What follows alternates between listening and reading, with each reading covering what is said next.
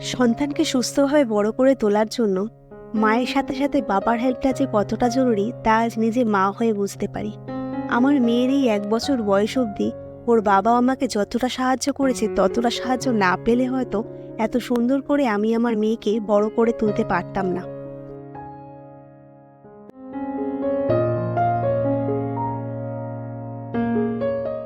ওকে স্নান করানো থেকে, জামা কাপড় পরানো থেকে, খাওয়ানো থেকে, ইচ অ্যান্ড এভরিথিং প্রত্যেকটা কাজে ওর বাবা সবসময় এগিয়ে এসেছে। তাই এত সুন্দরভাবে আমি আমার সন্তানকে বড় করে তুলতে পারছি।